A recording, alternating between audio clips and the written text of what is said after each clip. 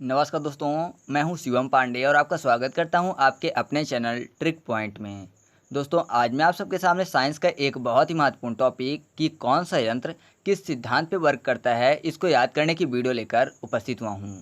आपने अक्सर एग्जाम में देखा होगा कि आपसे पूछ लिया जाता है कि फाउंटेन पेन किस सिद्धांत पे कार्य करता है, या फिर आपसे पूछ लिया जाता है कि ट्रांसफार्मर किस सिद्धांत पे कार्य करता है, वायुयान, फुहारा, ये सब किस सिद्धांत पे वर्क करते हैं। इससे संबंधित क्वेश्चन हमेशा ही एग्जाम में आते हैं, तो आज हम लोग इनको आसानी से याद कर लेंगे। तो आप इस वीडियो को पूरा देखिएगा जिससे कि आपको यह सब याद हो सके। तो देरी ना करते हुए चलिए शुरू करते हैं।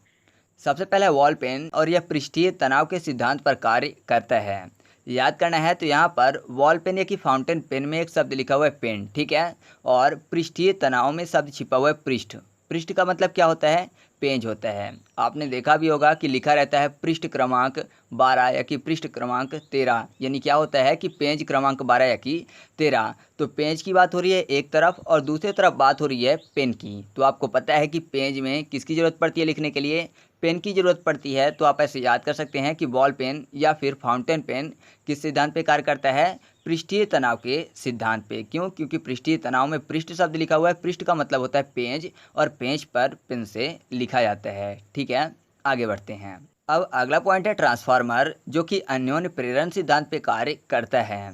याद करना आसान है क्योंकि अन्योन में सब छिपा हुआ है अन्न, ठीक है। अन्योन, अन्न, अन्न मतलब अनाज की बात हो रही है। और ट्रांसफार्मर में एक शब्द छिपा हुआ है फार्मर। फार्मर मतलब किसान की बात हो रही है। तो अन्न कौन उगाता है? किसान उगाते हैं। तो आप ऐसे सिंपल से याद कर सकते हैं कि ट्रांसफार्मर किस सिद्धांत पे कार्य करता है? अन्योन्य प्रेरण सिद्धांत पे। क्योंकि अन्योन में अन्न शब्द छिपा हुआ है। अन्न मतलब अनाज, और अनाज कौन उगाता है? फार्मर यानी किसान उगाते हैं। अब हमारे सामने अगला पॉइंट है द्रव चलित ब्रेक, जो कि पास्कल के सिद्धांत पर कार्य करता है। साथ ही द्रव चलित मशीन भी, यह भी पास्कल के सिद्धांत पर ही कार्य करती है। तो याद करना आसान हो जाएगा क्योंकि द्रव चलित में द्रव का मतलब लिक्विड होता है, ठीक है, और चलित मतलब चलने की बात हो रही है। यहाँ पर पास्कल को याद करने के लिए हम लोग कर लेते हैं बाइसिकल। पास्कल, बाइसिकल, और आपको पता है कि जो बाइसिकल है वह लिक्विड से चलती है, अर्थात पेट्रोल से चलती है। और पेट्रोल क्या है? एक प्रकार का लिक्विड है। तो कह सकते हैं कि जो बाइसिकल है वह द्रव से चलती है। तो द्रव और चलने से द्रव चलित ब्रेक और द्रव चलित मशीन, और बाइसिकल से पास्कल। तो आप ऐसे याद कर सकते हैं कि द्रव चलित ब्रेक और द्रव चलित मशीन किस सिद्धांत पर कार्य करती हैं? पास्कल के सिद्धांत पर। अब हमारे सामने अगला पॉइंट है हाइड्रोमीटर, जो कि प्लवन के सिद्धांत पर कार्य करता है। प्लवन की जगह आपको कहीं कहीं आर्किमिडीज भी लिखा हुआ मिल जाएगा, ठीक है। फिलहाल हम लोग यहाँ पर प्लवन याद करते हैं। तो प्लवन में एक शब्द लिखा हुआ वन, वन मतलब जंगल की बात हो रही है। और हाइड्रोमीटर में शब्द छिपा हुआ है हाई डरो। हाई मतलब ऊंचा, और डरने की बात हो रही है, अर्थात ज़्यादा डरने की बात हो रही है। तो अगर कोई भी बंदा, जाहिर सी बात है कि वन में अकेले जाएगा तो क्या करेगा?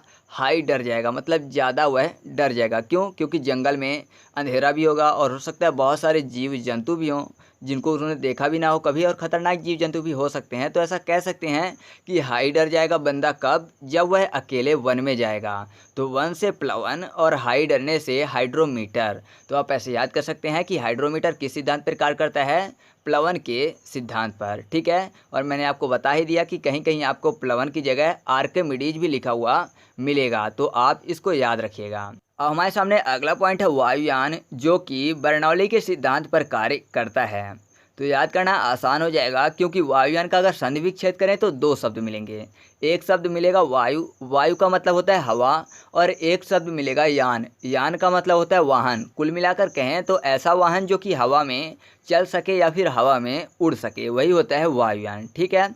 और यहाँ पर बर्नौली में बा के बाद सब छिपा हुआ है रनौली, अर्थात रनली शब्द यहाँ पर हमको मिल जाएगा।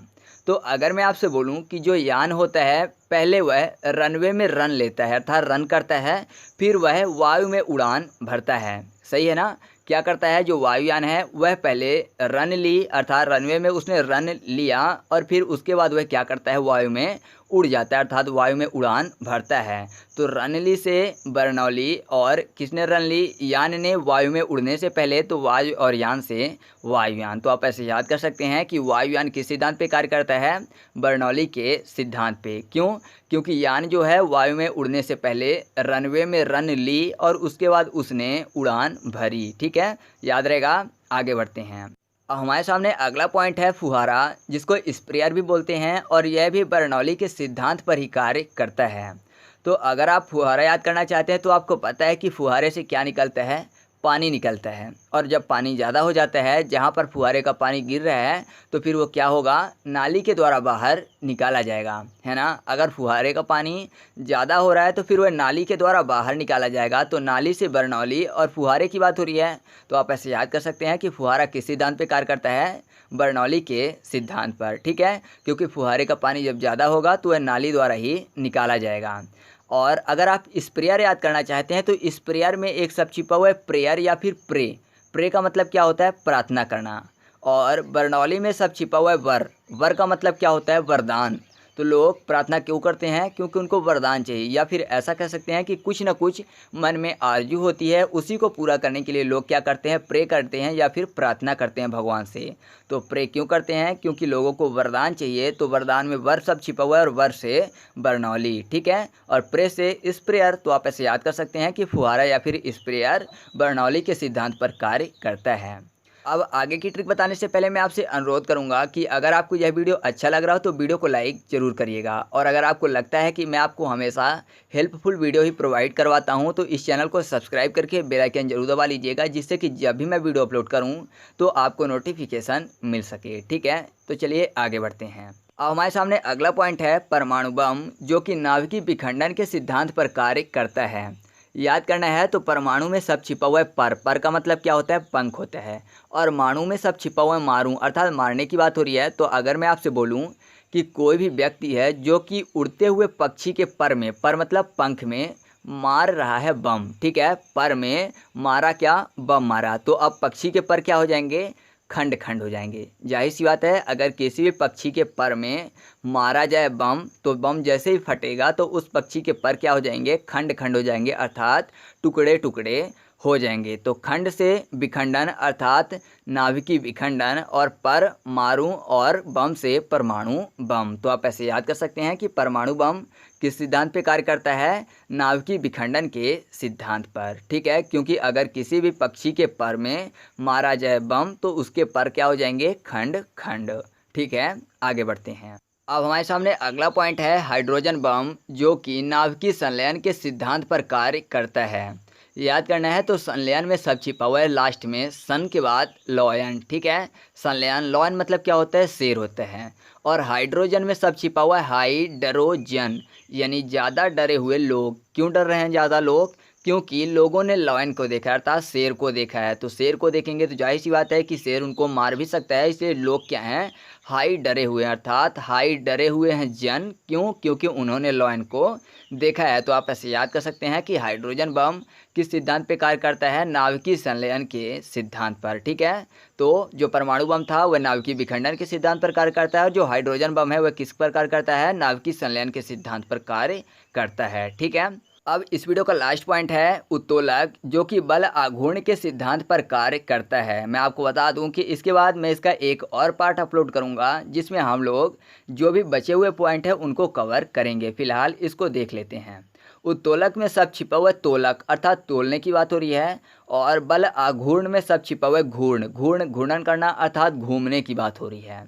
तो आपको पता है कि तौलने पर अगर किसी साइड बल लगाया जाए, ठीक है, दो साइड होते हैं, तो दोनों साइड में से जब एक साइड बल लगा दिया जाए तो जाहिर सी बात है कि वह फिर घूम के दूसरे साइड वाला ऊपर चला जाता है। और अगर दूसरे साइड बल लगा दिया जाए तो फिर पहले साइड वाला ऊपर चला जाता है। यानी ऐसा कह सकते हैं कि बल के आधार पर यह क्या करता है, घूमता रहता है। तो घूमने से अघूर्ण, और तौलना घूमता है तो तौलने से उत्तोलक। तो आप ऐसे याद कर सकते हैं कि उत्तोलक किस सिद्धांत पर कार्य करता है, बल आघूर्ण के सिद्धांत पर, ठीक है।